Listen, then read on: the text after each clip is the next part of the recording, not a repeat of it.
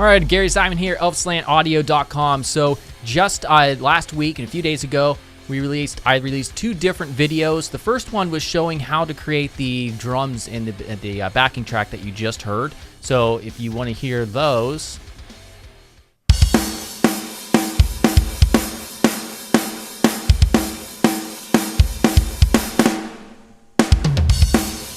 All right, so that's using Superior Drummer 3. So I'll link that video here in the description here on YouTube, and you can check that out to see how I created that from scratch. And then also, just a couple days ago, I released the rhythm guitar portion along with the bass, and I recorded live on screen on both of these. So if you want to hear the, well, you did just hear it already, but I'll play it then real quickly.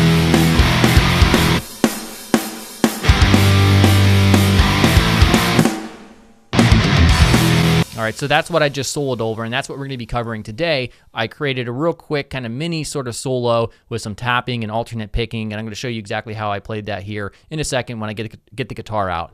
So also, the guitar tabs are available, and along with the backing track, so you can practice and write your own stuff, your own lead solos or whatever, at the link here, the first link in the description here on YouTube, all right? And so all you have to do is just register for a free account on my site, and you'll have access to all the other files and project files for all current and future, and there's going to be many more tutorials to come. All right, so let's go ahead and get started. All right, so for the very first part of this mini solo, we're writing in E. That's what the very first power chord of the backing track is in that we wrote in the previous lesson. All right, so with that in mind, I decided to use the first four notes of the E minor pentatonic scale. And so for those, this is the most basic scale almost everybody knows. But we only care about the very first four notes. So I'm starting right here on the A string. And then I thought about, okay, well, let's try to ascend up the neck. And we could do that by going up each sequential octave from E. So, all right, and just repeating that same exact pattern, those four notes in each section. So, but I wanted to kind of last a little bit longer than that. So I applied a sequence to this, like this. All right, and by the way, when I start picking this, I'm starting on upstroke, and we're alternate picking this. And starting on an upstroke, it really just allows you so that the pick is where it needs to be with minimal effort going through. You could do it with starting with a downstroke, but your two-way pick slanting needs to be good for that. All right, so we just do that same thing up each octave.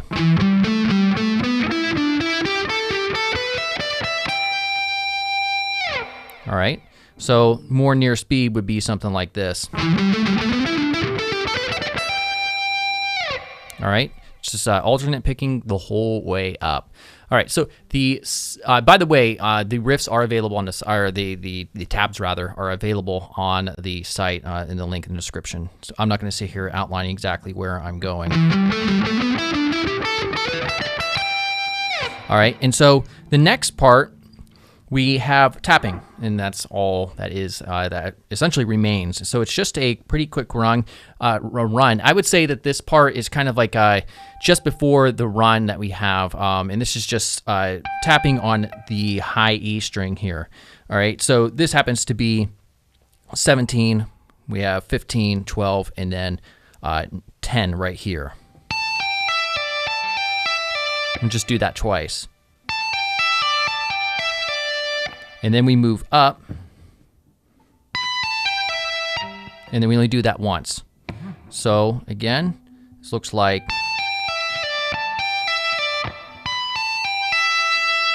all right, and then we start the run where we're just going to be going up the E minor pentatonic, the same scale that I just showed you. Except we're going to be applying a sequence to that.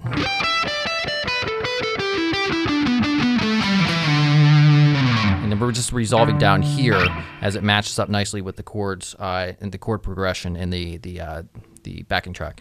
So there's multiple ways you can tackle this. It doesn't just have to be through tapping.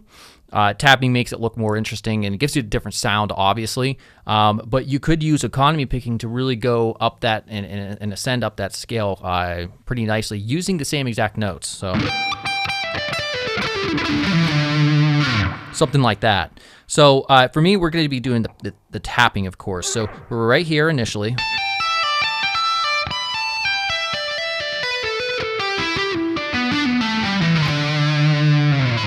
So real slowly, when I'm using my middle finger for this, use whatever's most comfortable.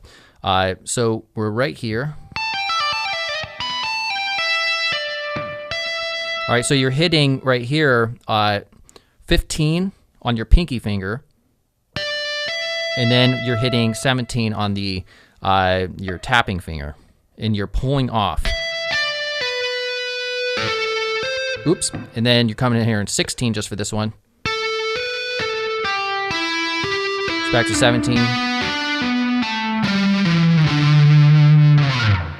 So once more.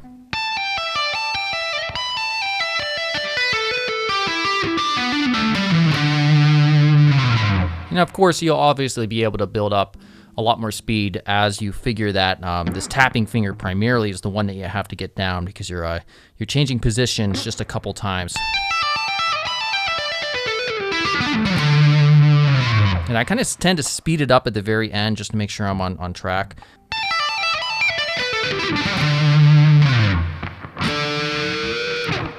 So then I'm just doing a bend here. So it is 15 here on the B string. And then you bend up on 14 here on the G string. Just like that. So I'll go through the whole thing slowly.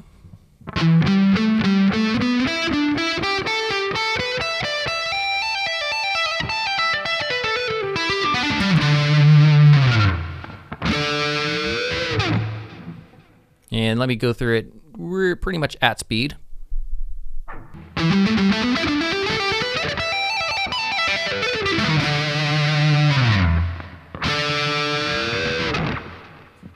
All right, so hopefully you enjoyed that and you learned something. If you think I can improve on anything, and trust me, there's probably tons of areas that I can improve, whether it's technique, music theory, or recording, mixing, let me know.